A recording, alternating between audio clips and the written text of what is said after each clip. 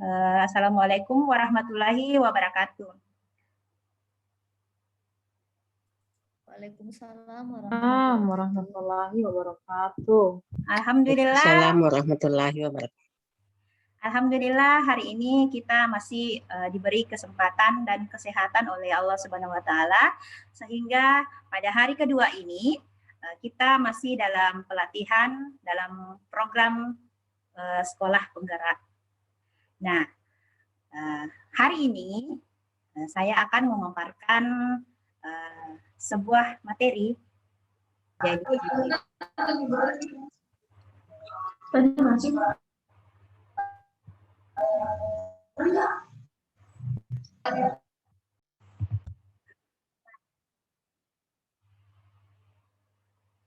ya, tadi saya lepas.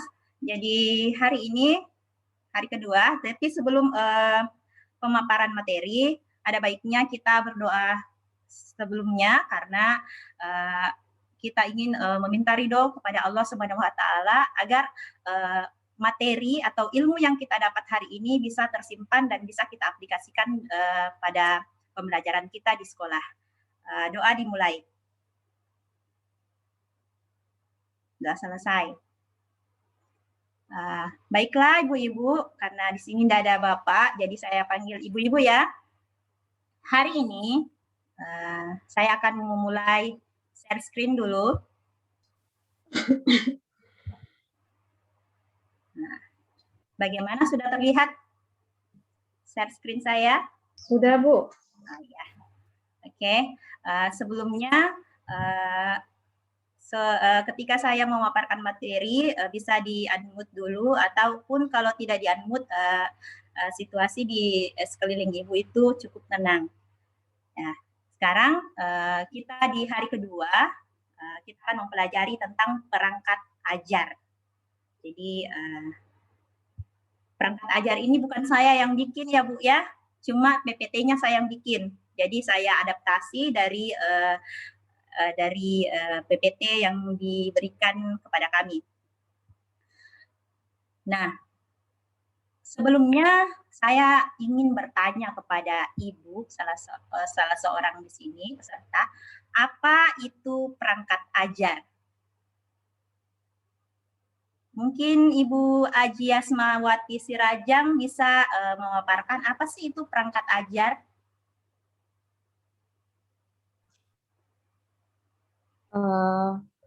Baik Bu, terima kasih atas kesempatan yang diberikan. Kalau menurut saya, perangkat ajar itu merupakan suatu perangkat di mana perangkat ini digunakan oleh guru untuk melaksanakan pembelajarannya dan merupakan suatu rencana pembelajaran yang dikembangkan secara terinci dari suatu materi pokok atau tema tertentu yang mengacu kepada silabus. Iya. Mungkin itu Bu yang bisa saya sampaikan. Lengkap sekali Bu Asma, Bu Adi Asma ya. Jadi dari panjangnya pemaparan Bu Asma tadi bisa kita simpulkan ada kata kunci tadi, digunakan. Kalau dia sebuah benda ada kata digunakan, dia berarti mengarah ke sebuah alat. Jadi ada kata digunakan berarti kita mengarah ke sebuah benda, yaitu alat. Jadi perangkat ajar itu, kalau ini bahasa yang paling sederhananya, tadi sudah bagus jawabannya Bu Asma. Tapi kalau kita mau press sampai sesederhana mungkin, jadi perangkat ajar adalah alat atau media yang dapat membantu ibu-ibu untuk kegiatan pembelajarannya di dalam kelas, misalnya pelajaran matematika, tematik, PJOK, dan lain-lain sebagainya. Nah, oke, kita lanjut ya ibu-ibu. Nah, dalam kurikulum sekolah penggerak, ada langkah besar dalam menyusun perangkat ajar. Apa itu? Nah, pertama yaitu penyusunan alur dan tujuan pembelajaran. Nah, di sini ada 3 bundar-bundaran ya, bundar-bundaran. Nah, tapi sebenarnya ya di sini 2 langkah. Nah, CP atau capaian pembelajaran ini adalah induknya. Jadi dia induknya. CT ini diturunkan atau menurunkan, kalau pakai bahasa sendiri ya, yang lebih dimengerti, menurunkan dirinya menjadi sebuah alur dan tujuan pembelajaran. Jadi dari mana kita mendapatkan tujuan pembelajaran? Dari capaian pembelajaran. Kemudian setelah dari tujuan pembelajaran, kita masuk ke modul ajar. Apa sih itu modul ajar? Nah, coba kita perhatikan. Capaian pembelajaran ini ditetapkan oleh pemerintah dalam fase-fase. Seperti kemarin Bapak Ibu sudah mendownload apa sih capaian pembelajaran setiap fase, dan kemarin juga kita sudah pelajari fase-fase ya. Fase untuk SD ada 3. Coba Bu Asmawati, bukan Hasmawati tapi Ibu Asmawati Kabupaten Sopeng, fase untuk SD itu, fase A itu untuk kelas berapa? Ingat pelajarannya yang kemarin? Ya, fase A itu untuk kelas awal. Kelas awal, kelas utamanya kelas berapa ya itu Bu? 1, 2. Dan 2. Ya, benar sekali, 1 dan 2. Jadi ada fase A yaitu fase untuk kelas 1 dan 2. Sedangkan fase B, ada fase B untuk kelas 3 dan kelas 4. Kalau fase C, Bu Sri, kira-kira itu untuk kelas berapa ya? Kelas 5 dan kelas 6. Iya, betul sekali. Jadi kita fokus ke SD dulu, karena kita mengajar di SD ya Bu ya. Jadi ada fase D, ada fase E. Kemudian kita lihat penyusunan alur dan tujuan pembelajaran. Bisa kita lihat beberapa pathways atau cara. Jadi kalau ada kata pathways itu cara atau jalan menuju capaian pembelajaran disediakan pemerintah untuk digunakan di sekolah. Jadi sebenarnya itu bukan masalah lagi, kita tinggal menyadurnya ya. Capaian pembelajarannya itu sudah ada yang valid dari pemerintah. Nah, alur pembelajaran adalah rangkaian tujuan pembelajaran yang disusun secara logis menurut urutan pembelajaran sejak awal hingga akhir suatu fase. Alur ini disusun secara linier sebagaimana urutan kegiatan pembelajaran yang dilakukan dari hari ke hari.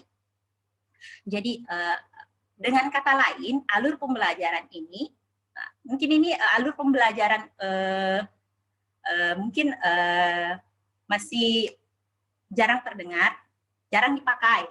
Sebenarnya sudah lama tapi jarang kita pakai istilahnya.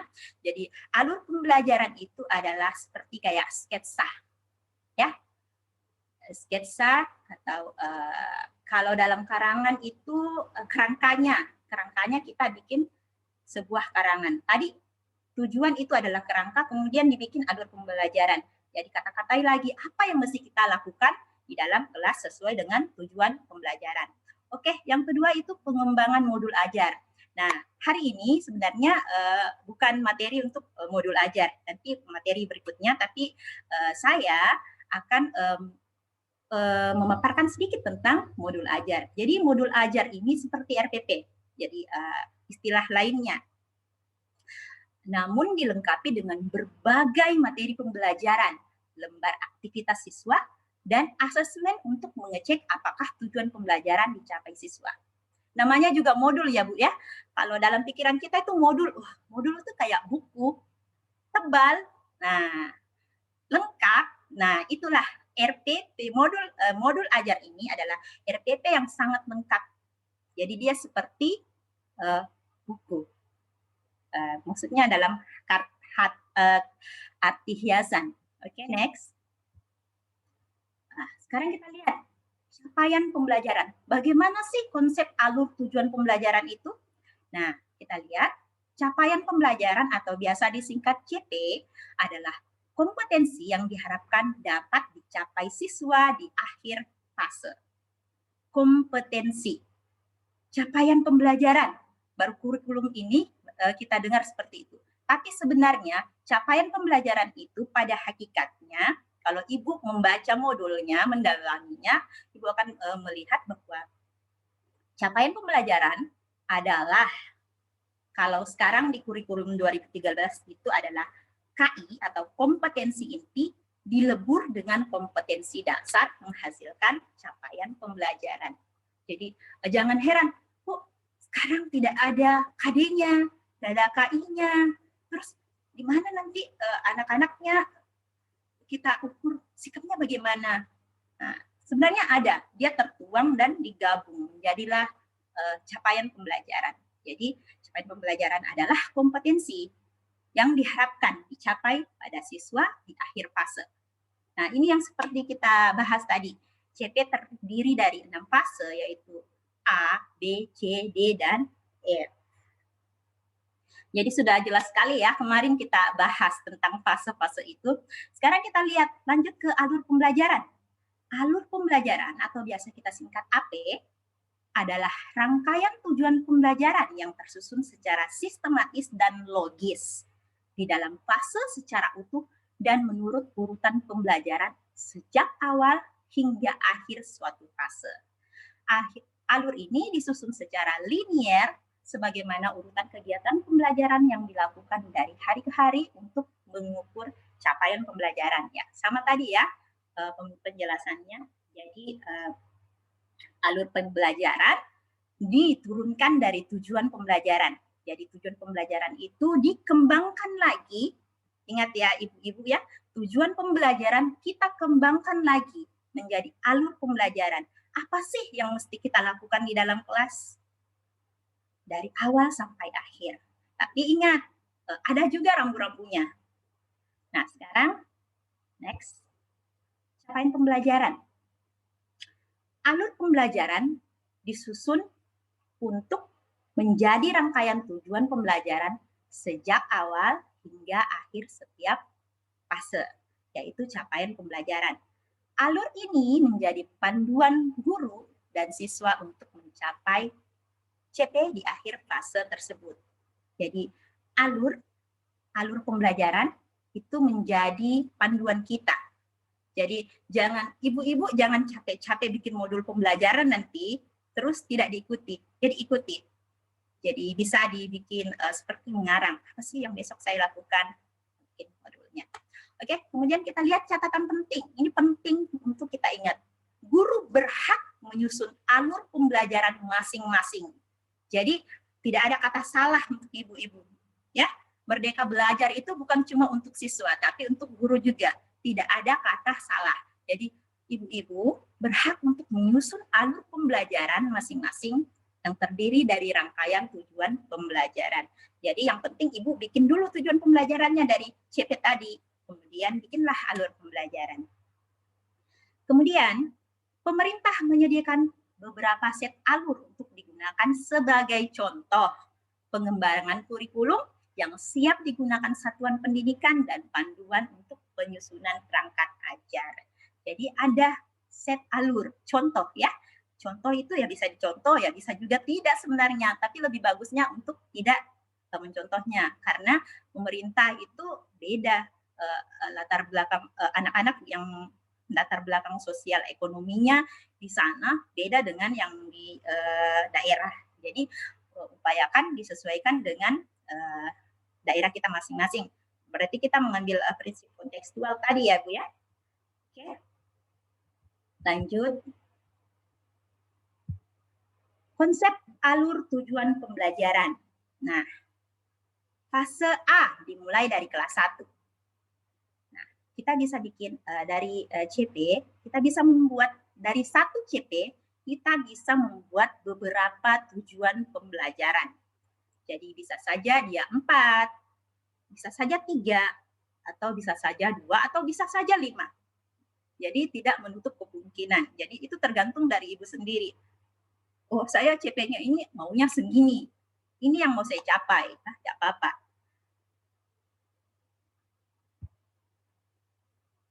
Sekarang kita ke topik berikutnya. Tapi sebelumnya, ibu-ibu sudah ngerti enggak apa itu tujuan pembelajaran? Sudah ya? Oke, kita lanjut. Alur tujuan pembelajaran. Apa itu tujuan pembelajaran? Nah, ini baru masuk. Nah, tujuan, ada nggak yang bisa dengan kata-kata sendiri, apa sih itu tujuan? Nah, oke, kita lanjut. Nah, mungkin sudah mengerti semua. Baiklah, kita lihat. Tujuan pembelajaran merupakan deskripsi atau gambaran pencapaian 3 aspek, yakni pengetahuan, keterampilan, dan sikap yang diperoleh siswa dalam satu atau lebih kegiatan pembelajaran, disusun secara kronologis berdasarkan urutan pembelajaran dari waktu ke waktu menjadi prasyarat menuju CT. Nah, kita fokus dulu di sini.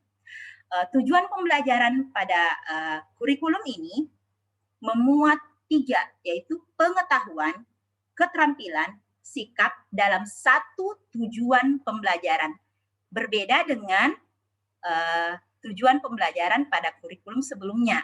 Di kurikulum sebelumnya, kita bisa membuat satu tujuan pembelajaran itu untuk mengarah kepada keterampilan, kemudian tujuan pembelajaran berikutnya itu mengarah kepada pengetahuan. Tapi ini digabung menjadi satu tujuan pembelajaran meliputi 3 kompetensi. Oke, kita lanjut ya. Alur tujuan pembelajaran. Rumusan tujuan pembelajaran tidak hanya mencakup tahap kognitif, yaitu mengingat, memahami, mengaplikasi, menganalisis, mengevaluasi, dan mencipta. Dan dimensi pengetahuan, faktual, konseptual, prosedural, metakognitif. Tetapi juga mengikut sertakan perilaku capaian, yaitu kecakapan hidup, kritis, kreatif, komunikatif, dan kolaboratif.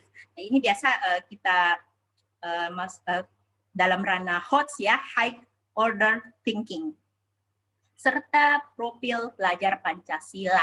Jadi selain pengetahuan kognitifnya, sikapnya juga ikut perilaku capaiannya dan profil pelajar Pancasila. Seperti yang kemarin kita pelajari di awal, profil pelajar Pancasila yaitu beriman dan bertakwa kepada Tuhan Yang Maha Esa, berkebinekaan global, bergotong royong, kreatif, bernalar kritis, dan mandiri. Nah, dalam satu tujuan pembelajaran, tidak perlu kita memasukkan semua profil pelajar Pancasila ini. Cukup, misalnya 2, 3. Tapi misalnya ada semua, bisa juga. Tapi mungkin dalam satu pembelajaran mungkin cuma ada 3. Tidak usah dipaksakan semua kita kasih masuk ya. Oke, kita lanjut. Konsep tujuan pembelajaran. Nah, secara operasional, komponen tujuan pembelajaran dapat memuat 3 aspek. Ini sangat penting bagi Ibu untuk diingat. Tujuan pembelajaran memiliki 3 aspek. Nah, aspek pertama, kompetensi. Kompetensi yaitu kemampuan yang dapat didemonstrasikan oleh siswa dan diaktualisasikan dalam bentuk produk atau kinerja. Kenapa kemampuannya itu didemonstrasikan? Karena demonstrasi itu berarti dia memiliki kecakapan hidup. Itu mengarah ke HOTS. Nah, jadi misalnya begini, saya mau tujuan pembelajarannya siswa dapat memahami. Itu belum sampai di demonstrasi kalau memahami. Jadi kalau siswa dapat mendemonstrasikan. Ketika siswa mendemonstrasikan sesuatu, otomatis dia sudah paham sama pembelajarannya itu. Jadi ketika HOTS, kita mengambil HOTS, pasti LOTS-nya dapat. Tapi kalau kita ambil LOTS saja, HOTS-nya tidak dapat. Jadi mending kita langsung ambil yang HOTS-nya, mendemonstrasikan. Nah, pasti dia sudah bisa memahami. Dia sudah tahu pengertiannya apa. Oke, kita lanjut. Selain kompetensi, aspek yang kedua.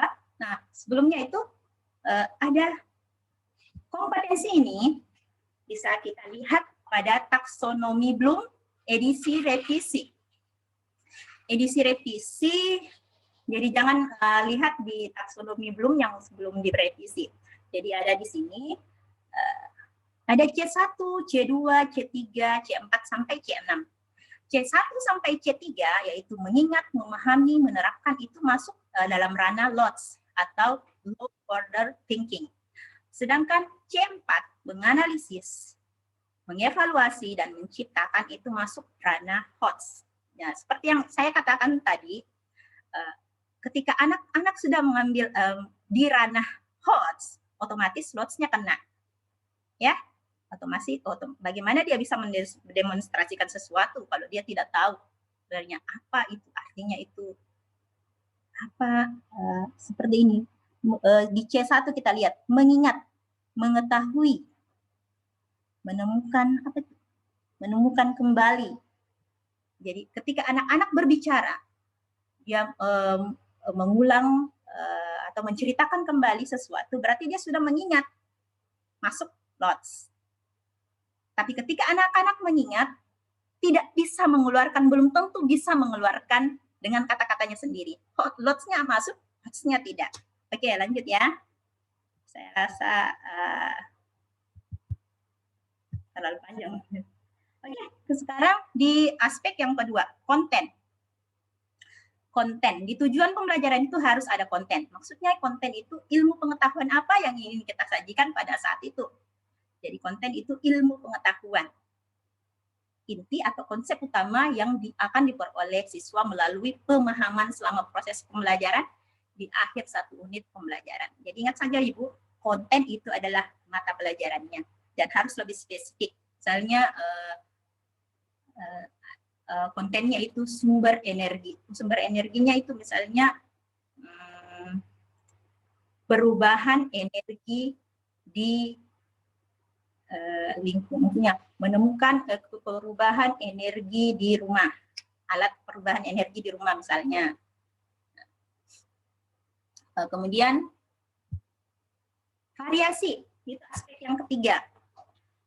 Variasi di sini, nah di sini kita harus lebih hati-hati di variasi karena di variasi ini menampilkan sebuah keterampilan berpikir apa saja yang perlu dikuasai siswa untuk mencapai tujuan pembelajaran tersebut.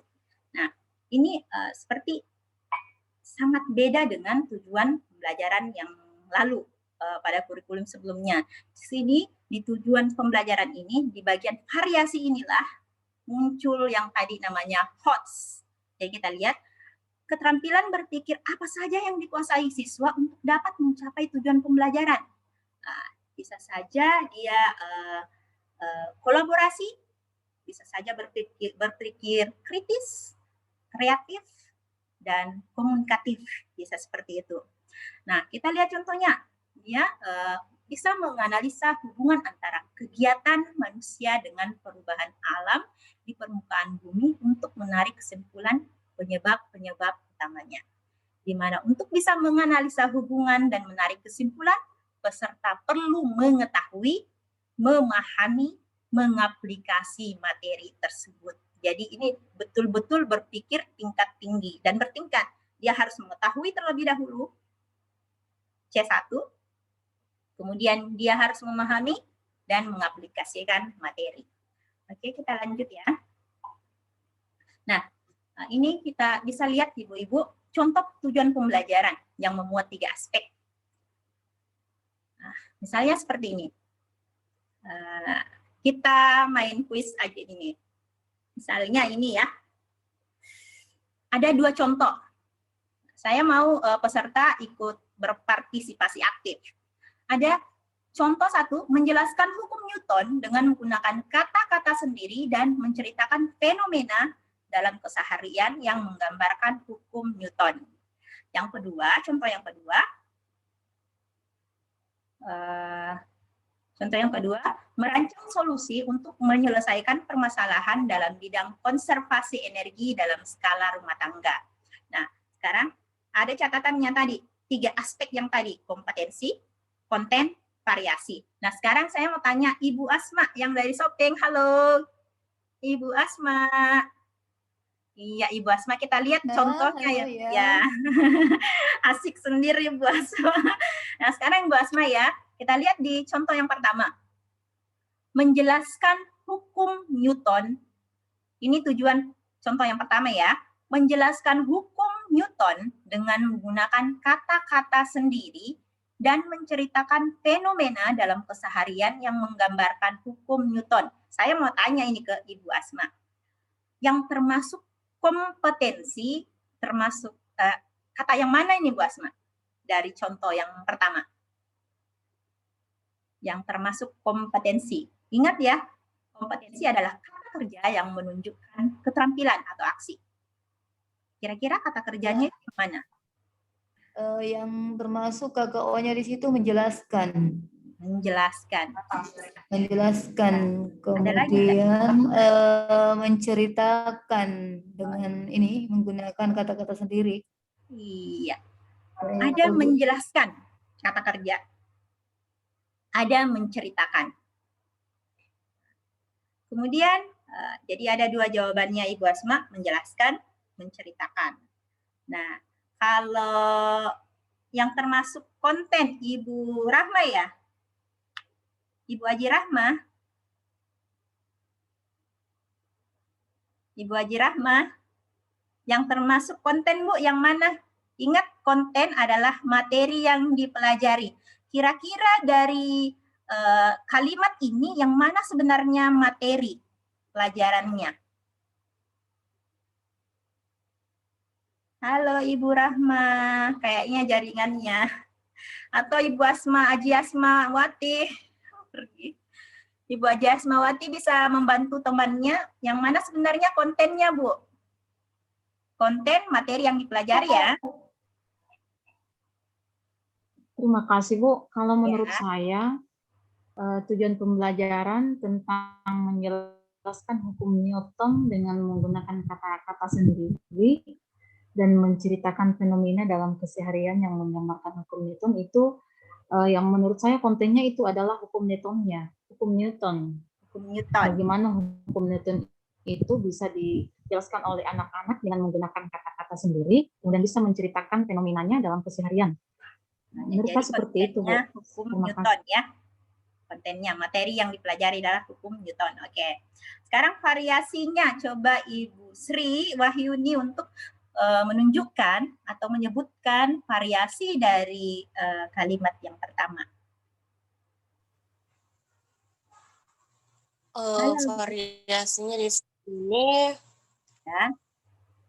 yang merancang solusi untuk menyelesaikan permasalahan dalam bidang konservasi energi dalam skala rumah tangga. Kalau itu kata merancangnya. Kalau yang merancang di sini adalah kalimat yang pertama, Bu. Ya. Kalau kalimat yang pertama yang menjelaskan hukum Newton itu yang mana bagian variasinya? Aspek variasi. Oh iya. Di sini berarti variasinya itu menceritakan.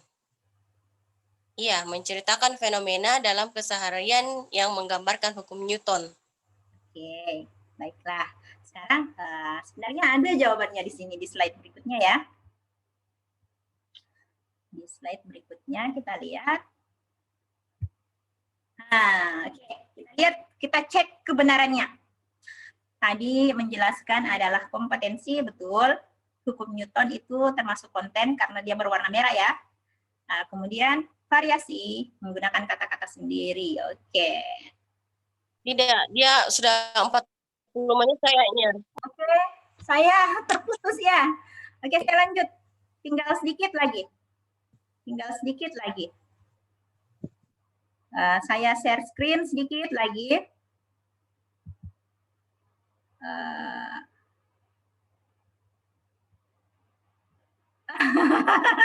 Itu sampai jumpa pada materi berikutnya. Oke. Jadi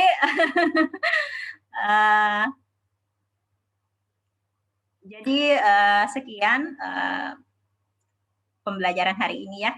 nanti dilanjut pada setelah jam istirahat siang, karena IHT kita ini berlanjut sampai jam 3 siang. Waktu sudah menunjukkan pukul 12 siang, kita istirahat isoma dulu. Nanti berikutnya itu modul ajar, ya nanti akan dibawakan oleh Bu Sri Wahyuni ya, nanti di sesi berikutnya. Oke, terima kasih sudah berpartisipasi. Kita sama-sama belajar. Saya Ibu, mohon maaf ini Bu. Ya. Ada Kalau apa untuk Bu sesi Aji? berikutnya Bu, saya Bu, kalau Bu Sri tadi sudah Bu. Ya, maksudku modul belajar tadi, modul belajar kan dibawakan Bu Sri. Oke. Terima kasih sudah berpartisipasi dalam persentase saya. Sorry Bu, ya. Mudah-mudahan semua bernilai berkah bagi kita dan membawa sekolah kita lebih baik lagi. Amin ya robbal alamin. Akhir kata saya ucapkan terima kasih. Wassalamualaikum warahmatullahi wabarakatuh.